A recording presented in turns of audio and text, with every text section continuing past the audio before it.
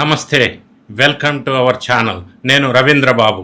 ఇటీవల కాలంలో వైజాగ్ స్టీల్ ప్లాంట్లో జరిగిన దుర్ఘటన, మరి అంతమంది చనిపోవటంతో యథావిధిగా వైఎస్ జగన్మోహన్ రెడ్డి గారు పరామర్శ యాత్ర పేరుతోటి ఆ ప్రాంతానికి వెళ్ళి మృతుల కుటుంబాలని పరామర్శించి యథావిధిగా మరి ప్రెస్లో మాట్లాడారు. పేపర్లు అటు ఇటు ఇటు అటు తిప్పుతూ మొత్తానికి పక్కన వెనక చుట్టుపక్కల వాళ్ళు ఇచ్చిన ప్రాంప్టింగ్ మొత్తాన్ని చూసుకుంటూ అటు చూస్తూ ఇటు చూస్తూ చాలా అంశాలని ప్రస్తావనకి తీసుకొచ్చారు. అందులో ప్రధానంగా చెప్పుకోవాల్సి వస్తే ఎక్కడికి వెళ్ళినా, యాత్రకి వెళ్ళినా, పరామర్శకి వెళ్ళినా, ఎక్కడికి వెళ్ళినా కూడా అద్దెకి పైసలు ఇచ్చి మనుషులను తీసుకురావడం కోసం మెరుపు, అదేవిధంగా సీఎం అని అర్పించుకోవటం యథావిధిగా జరిగిన సంఘటనలు. అయితే ఈ ప్రెస్ మీట్లో ఆయన ప్రస్తావించినటువంటి చాలా అంశాలని నేను ప్రస్తావించలేను, కానీ ప్రధానంగా 11 పాయింట్లను ఇక్కడ నేను ప్రస్తావించే ప్రయత్నం చేస్తాను. ఆయన లేవనెత్తిన, ఆయన రైట్ చేసిన 11 పాయింట్లు ఇక్కడ నేను రైట్ చేసి దానికి కౌంటర్ ఇవ్వను, దానికి వివరణ ఇచ్చి నిజాలు నిగ్గు తేల్చే ప్రయత్నం చేస్తాను. ఈ వీడియో ప్రధానంగా జగనన్నయ్య అభిమానులు, వైఎస్ఆర్ కాంగ్రెస్ పార్టీ శ్రేణులు కూడా చూస్తే, నేనేదన్నా మిస్ అయితే లేదా కరెక్షన్స్ ఉంటే కామెంట్ రూపంలో తెలియజేయడానికి అవకాశం ఉంటుంది. ప్రధానంగా ఆయన ఆ సందర్భంలో మాట్లాడుతూ లేవనెత్తిన క్వశ్చన్ నంబర్ 1, ఈ ప్రమాదానికి కేంద్ర రాష్ట్ర ప్రభుత్వాలు బాధ్యత వహించాలి. క్వశ్చన్ నంబర్ 2, మేము అధికారంలో ఉన్నప్పుడు స్టీల్ ప్లాంట్ కార్మికుల బతుకులు ఎలా ఉండేవి, ఇప్పుడు ఎలా బతుకుతున్నారో బేరేజు వేసుకోండి. ఇక ఆయన క్వశ్చన్ నంబర్ 3, మేము అధికారంలో ఉన్నప్పుడు ప్రైవేటీకరణ ప్రతిపాదన వస్తే కేంద్రం నుంచి దాన్ని మేము ఆపగలిగాము. ఆయన పాయింట్ నంబర్ 4, ప్రైవేటీకరణ వద్దని 2021 మార్చిలో ప్రధానమంత్రి గారికి లేఖ రాశాము, అలాగే మేలో అసెంబ్లీలో తీర్మానం కూడా చేశాము. ఇదే స్టీల్ ప్లాంట్ ప్రైవేటీకరణ అప్పట్లో ప్రస్తావన వచ్చినప్పుడు వైఎస్ఆర్సీపీ ప్రభుత్వం గట్టిగా దీన్ని ఆపింది. ఇందులో భాగంగానే అప్పట్లో 2021 మార్చి 9వ తారీఖున ప్రధానమంత్రి గారికి లేఖలు కూడా రాశాం. ఎట్టి పరిస్థితిలోనూ స్టీల్ ప్లాంట్ ప్రైవేటైజేషన్ జరగకూడదు, ఈ ప్లాంట్ ను నిలబెట్టగలిగే పరిస్థితికి వివరిస్తూ ఏ రకంగా చేస్తే ఈ ప్లాంట్ నిలబడగలుగుతుంది అని చెప్పి సలహాలు ఇస్తూ ప్రధానమంత్రి గారికి లేఖ కూడా రాశాం. క్వశ్చన్ నంబర్ 5, 2022 నవంబర్ లో ప్రధానమంత్రి నరేంద్ర మోడీ విశాఖపట్నం పబ్లిక్ మీటింగ్ కి వస్తే ఆ సందర్భంగా ఆ మీటింగ్ లో ప్రధానమంత్రిని విశాఖ స్టీల్ ని ప్రైవేటీకరణ చెయ్యవద్దు అని కోరాను పబ్లిక్ లో నేను. క్వశ్చన్ నంబర్ 6, కూటమి ప్రభుత్వం వచ్చిన తర్వాత మొత్తంగా 28,000 మంది ఉద్యోగులు ఉంటే 12,000 మందిని తీసేశారు. మిగిలిన ఎంప్లాయీస్ కూడా ఇప్పటి వరకు 4.5 నెలలుగా జీతం పెండింగ్ లో ఉంది. జీతాలు కూడా సక్రమంగా నెల ఇవ్వటం లేదు. క్వశ్చన్ నంబర్ 7, ప్రొడక్షన్ కి జీతాలకి లింక్ పెట్టారు. ప్రొడక్షన్ లింక్డ్ వేజెస్ అది ఎక్కడా లేదు. బోనస్ ఇవ్వటం లేదు, హెచ్ఆర్ఏ లేదు, ఇన్సెంటివ్స్ లేవు. ఇంత దారుణమైన పరిస్థితుల్లో స్టీల్ ప్లాంట్ కార్మికులు ప్రస్తుతం ఉన్నారు. నెక్స్ట్ పాయింట్ నంబర్ 8, కేంద్రం ఇచ్చినటువంటి 11,440 కోట్ల ప్యాకేజీ ప్లాంట్ మెయింటెనెన్స్ కోసం కాదు అది ఇచ్చింది, అది ఉద్యోగుల విఆర్ఎస్ కోసం.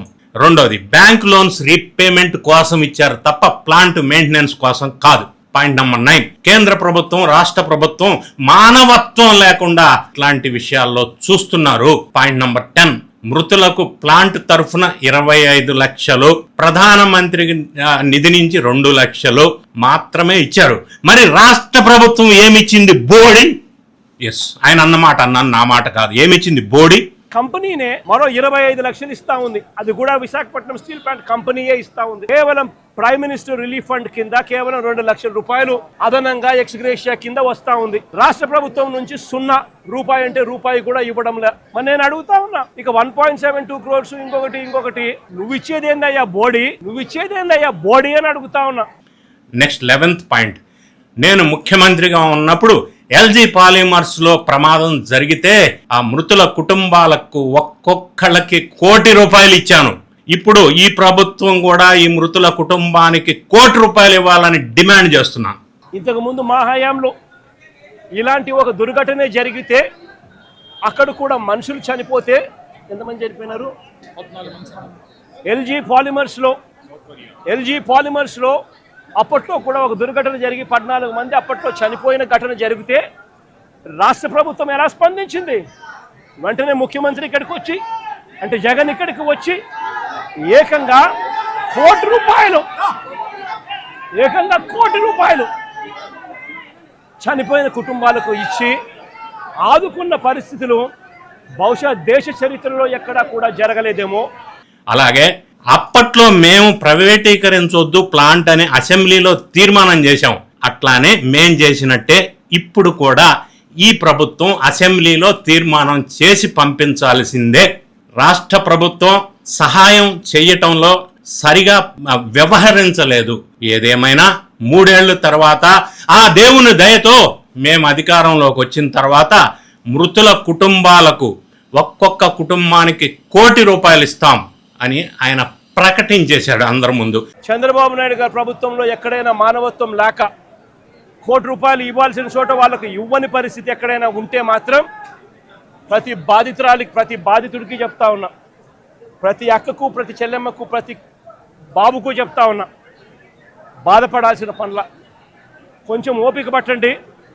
దేవుడి దయతో మన ప్రభుత్వం వచ్చిన వెంటనే 1 నెల తిరక్క మునిపే ₹1 కోటి రాష్ట్ర ప్రభుత్వం తరఫు నుంచి వీళ్ళకి ఇచ్చి ఆదుకుంటామని చెప్పి ఖచ్చితంగా చెప్తా ఉన్నాం. ఇవి ప్రధానంగా ఆయన లేవనెత్తిన అంశాలు. దీనికి రియాలిటీ కౌంటర్ కాదు, కానీ రియాలిటీ అంటే జగన్ రెడ్డి గారు గతంలో ఇచ్చిన హామీలు, ఇటువంటి హామీలు ఎన్ని నిలబెట్టుకున్నారు, ఎన్ని ఇచ్చారు, ఈ డీటెయిల్స్ డేటా బేస్డ్ వివరణ 11 పాయింట్లలో వివరించే ప్రయత్నం చేస్తా. 1, జగన్మోహన్ రెడ్డి విజయవాడ బుడమేరు వరదలు వచ్చినప్పుడు వైసీపీ తరపున ₹1 కోటి ఆర్థిక సహాయం అయితే ప్రకటించాడు. ఆ సహాయాన్ని ప్రభుత్వానికి కానీ ముఖ్యమంత్రి సహాయ నిధికి కానీ జమ చేయలా.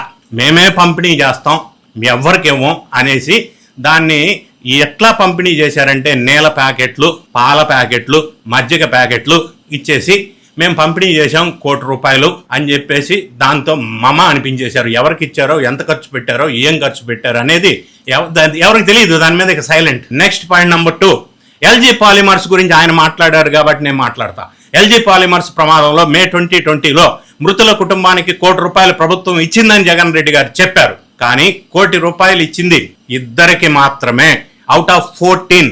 ఇంకా 12 మంది మృతుల కుటుంబాలకి ఆ పైసలు ఇవ్వలేదు. వాళ్ళు ఇప్పటికే గిర్రగిర్ర తిరుగుతూనే ఉన్నారు. అది కూడా ఎల్జీ పాలిమర్ కంపెనీ నుంచి ₹1 కోటి ఇప్పించారు. ఈయన ఇచ్చింది ఏమీ లేదు, 2 ఇచ్చారు. ఈ ప్రమాదంలో ఆ ప్రాంతంలో పర్యావరణానికి జరిగినటువంటి పర్యావరణ హాని జరిగింది కాబట్టి తర్వాత కాలంలో ముందు ఫ్యూచర్ ఇటువంటి సమస్యలు ఎదుర్కోవటానికి, సమస్యల్ని అవాయిడ్ చేయడానికి, మౌలిక వసతుల కల్పనకు ఎల్జీ పాలిమర్స్ వారు ₹120 కోట్ల ప్యాకేజీ ప్రకటించారు అప్పట్లో. కానీ ఆ ప్యాకేజీ రాబట్టడంలో, ఆ ప్యాకేజీ తీసుకోవడంలో, ఇంప్లిమెంట్ చేయడంలో జగన్ రెడ్డి ప్రభుత్వం విఫలమైంది. ప్రత్యేక ఫౌండేషన్ ద్వారా ఆ ప్రభావిత గ్రామాల్లో పర్యావరణ పునరుద్ధరణ కోసం తాగునీరు, హెల్త్ క్లినిక్ లాంటి ఏర్పాటు కార్యక్రమాలు చేపట్టేది ఉండే. కానీ జగన్ రెడ్డి గారు మరి అధికారంలో ఉన్నప్పుడు ఆ కంపెనీతో ఏమి రాజీ పడాడో నేను చెప్పలేను. కానీ ఆ ₹120 కోట్ల ప్యాకేజీ ఇంప్లిమెంటేషన్ కాలేదు. ఆ ప్యాకేజీ ఏమైంది, ఎక్కడికి వెళ్ళింది, ఎందుకు ఇంప్లిమెంట్ చేయలేదు? మరి కూటమి ప్రభుత్వం అధికారంలోకి వచ్చిన తర్వాత 2024లో ఆ కంపెనీ ఎల్జీ పాలిమర్ నుంచి ఒత్తిడి తీసుకొచ్చేసి వాళ్ళు కమిట్ అయినటువంటి ₹120 కోట్ల ప్యాకేజీని రిలీజ్ చేపించి అదంతా ఈ పరిసర ప్రాంతాల్లో ఇంప్లిమెంట్ చేశారు. ఇది డిఫరెన్స్. ఇలాంటి ఇంకా కొన్ని ఎగ్జాంపుల్స్ కూడా ఉన్నాయి రియలిస్టిక్గా. నేను చెప్తా, మీరు వినండి, డౌట్ ఉంటే కామెంట్ చేయండి. Number 1, seeds apparel India gas leak జరిగింది అచ్యుతాపురం SCZలో ఆగస్ట్ 2022లో. అందులో 7 చనిపోయారు. మృతుల కుటుంబాలందరికీ ఇట్లానే ఇప్పుడు అన్నట్టే ₹1 కోటి, ఒక ఇల్లు, ఒక పర్మనెంట్ జాబు అని జగన్ రెడ్డి గారు హామీ ఇచ్చారు. కానీ ఇప్పటి వరకు ఎవరికి ఇవ్వలేదనేది వాస్తవం. పాయింట్ నెంబర్ 2, పరవాడలో సాయి లైఫ్ సైన్సెస్ లో గ్యాస్ లీక్ అయింది విశాఖపట్నం జూన్ 2020లో. అప్పుడు షిఫ్ట్ ఇంజనీర్స్ 2 చనిపోయారు. మళ్ళీ ఇదే హామీ ఇచ్చారు, ₹1 ఇల్లు, జాబు, ఎవరికి ఏమీ ఇలా. నంబర్ 3, పోరస్ ల్యాబొరేటరీస్ రియాక్టర్ పేలింది ఏలూరు జిల్లాలో. ఏప్రిల్ 2022లో 6 మరణించారు. ఇదే హామీలు జగన్ రెడ్డి గారికి ఇచ్చారు, ₹1 ఇల్లు, పర్మనెంట్ జాబ్, ఎవరికి ఏమేవలా. నెక్స్ట్ పాయింట్ కూడా చెప్తా. కృష్ణపట్నం థర్మల్ పవర్ ప్లాంట్ ప్రమాదం జరిగింది నెల్లూరులో. జూలై 2022లో 5 మంది చనిపోయారు. ఇదే హామీలు ఇచ్చారు, కానీ ఎవ్వరికి ఏమి ఇవ్వలేదు. నా నెక్స్ట్ 3వ పాయింట్, స్టీల్ ప్లాంట్ లో జరిగినటువంటి ప్రమాదంలో మృతులకి కేంద్ర మంత్రి స్వయంగా కుమారస్వామి 25 లక్షల ఎక్స్గ్రేషియా ప్రకటించిన మాట వాస్తవం. ప్రధానమంత్రి 2 లక్షలు, అలాగే స్టీల్ ప్లాంట్ ద్వారా 1,72,00,000 సహాయం. ఇది వాళ్ళు ఇచ్చినటువంటి అనౌన్స్మెంట్. అంటే దాదాపుగా 2 కోట్లు పర్ హెడ్ ఒక్కొక్క మృతుల కుటుంబానికి. ఇది కాకుండా కుటుంబంలో ఒకరికి శాశ్వత ఉద్యోగం అని అనౌన్స్ చేశారు, ప్రామిస్ చేశారు. గతంలో ఎప్పుడు కూడా ఇటువంటి ప్రామిస్ చేసిన సందర్భం చాలా తక్కువ, కుటుంబంలో శాశ్వత ఉద్యోగం అన్న విషయంలో. అంతేకాకుండా మరి ఈ మృతుల కుటుంబాలలో పిల్లలు ఎవరైతే ఉంటారో వాళ్ళకి విద్య కల్పించటం ఫ్రీగా.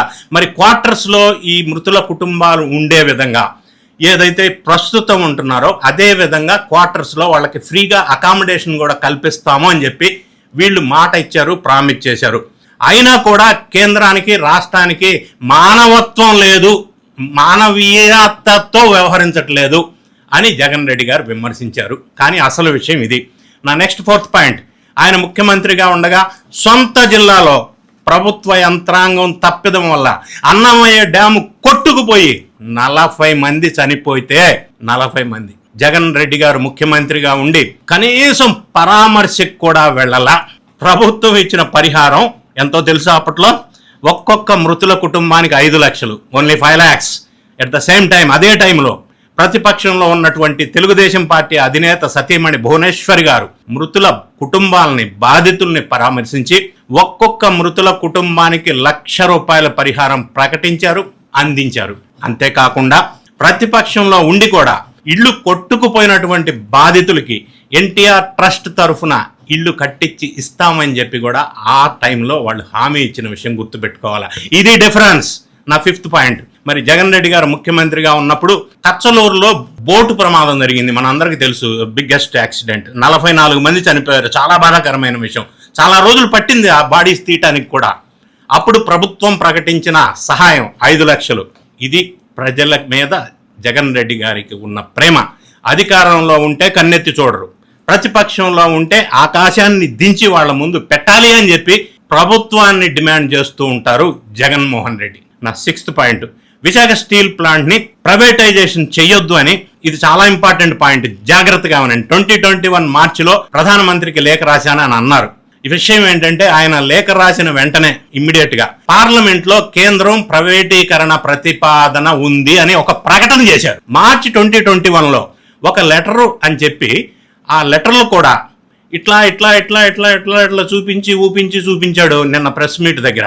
అదేంటంటే letter number 8/ CM additional secretary /2021. ఆ లెటర్ లో Shri Narendra Modiji return by YS Jaganmohan Reddy on his letterhead. దానిలో ప్రధానంగా ప్రస్తావించినటువంటి అంశం ఏంటంటే నేను వినిపించి చెప్తా.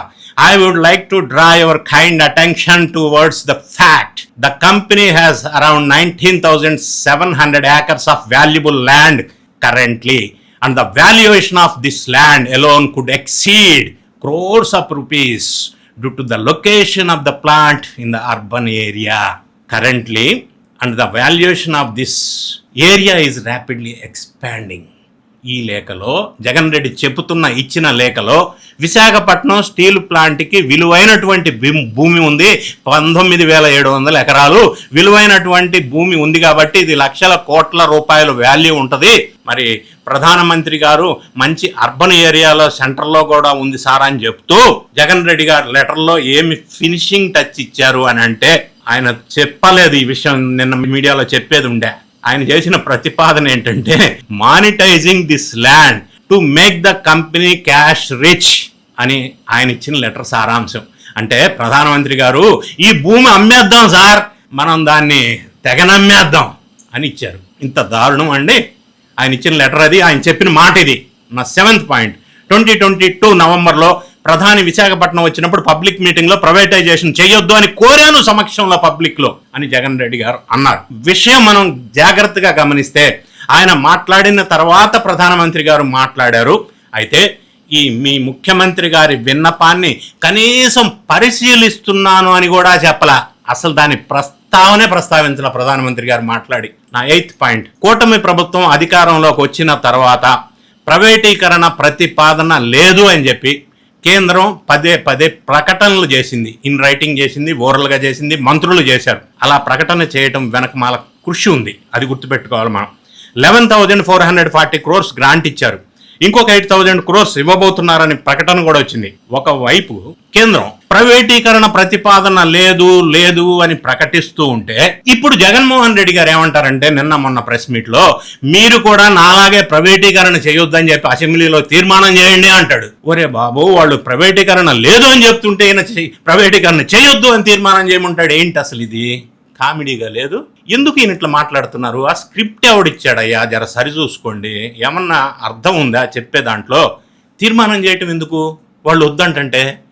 నెక్స్ట్ నా 9వ పాయింట్, స్టీల్ ప్లాంట్ గురించి నిజంగా ఆయనకి కన్సర్న్ గనక ఉంటే, ఆయన ముఖ్యమంత్రిగా ఉన్నప్పుడు స్టీల్ ప్లాంట్ ఎత్తేసి అక్కడ ఉన్నటువంటి 28,000 ఎకరాల్లో క్యాపిటల్ రాజధాని నిర్మిద్దాం అనే ప్రతిపాదన ఎందుకు చేశాడో జగన్మోహన్ రెడ్డి గారు ఇప్పుడు వివరించి చెప్పాలి. ఈ విషయం నేను చెప్పట్లా. అప్పుడు ఆయన ముఖ్యమంత్రిగా ఉన్నప్పుడు ప్రభుత్వ ప్రధాన కార్యదర్శి ఎల్వి సుబ్రహ్మణ్యం గారు ఈ విషయాన్ని చాలా సందర్భాల్లో, నాతో కాదు పబ్లిక్ లో, మీడియాలో, ఇంటర్వ్యూస్ లో పదే పదే పదే పదే ప్రస్తావించారు డీటెయిల్స్.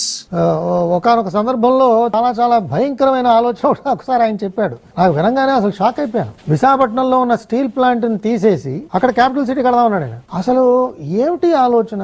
అసలు మనం ఎవరు ఊహించలేమండి. నేను షాక్ అయిపోయాను. నేను వాదించాను ఆయనతో. వాదిస్తుంటే నాకు తిరస్కరించాడు ఆయన. ఏమి నువ్వు ఇలా మాట్లాడతావు నాతో అన్నాడు. ఇలాంటి ఆలోచన ఉన్న వ్యక్తి అసలు అలాంటి పదవికి అర్హుడు కానే కాదండి. మొత్తం బండారం బయట పెట్టేశారు. జగన్మోహన్ రెడ్డి స్టీల్ ప్లాంట్ ఎత్తేసి రాజధాని అక్కడ కడదాం అని అన్నాడు.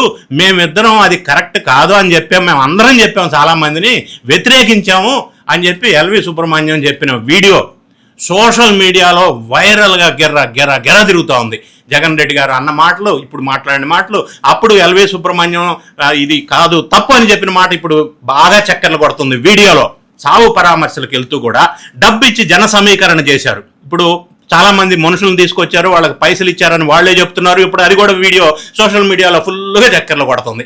దేనికి వచ్చారమ్మా ఇదంతా?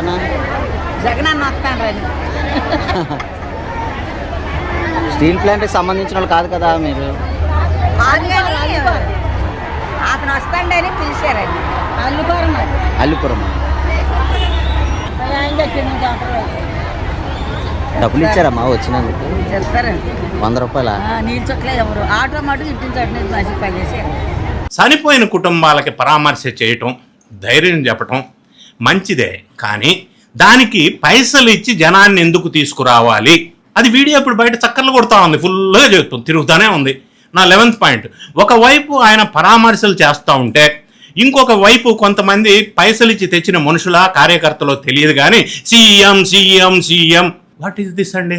చనిపోయిన కుటుంబాలకి పరామర్శలకు వెళ్ళినప్పుడు హడావుడి లేకుండా కనీసంగా సంస్కారంతో వ్యవహరించాలి కదా. సీఎం సీఎం అనే అరుపులు ఈ సందర్భంలో అరిపించటం అవసరమా? ఏం సమాజానికి ఏం మెసేజ్ ఇస్తున్నాం మనం జగన్మోహన్ రెడ్డి గారు? మరి ఇలాంటి అసందర్భోచిత ప్రేలాపనలు, బేస్లెస్ అలిగేషన్స్ చేయటం వల్ల ప్రజల్లో క్రెడిబిలిటీ కోల్పోయే అవకాశం ఉంది. జరిగిన వాస్తవాలు ఇవి, ఆయన చేసిన పనులు ఇవి. మరి ఈ వీడియో చూసిన తర్వాత మీ కామెంట్ రూపంలో తెలియజేయండి. నేనేమన్నా మిస్ అయితే, కరెక్షన్ ఉంటే కామెంట్స్లో చెప్పండి. వీడియో నచ్చినట్టయితే అందరికీ షేర్ చేయండి. మరి ముఖ్యంగా జగనన్నయ్య అభిమానులకి లైక్ చేయండి వీడియో బాగుంటే. Thank you so much for watching this video.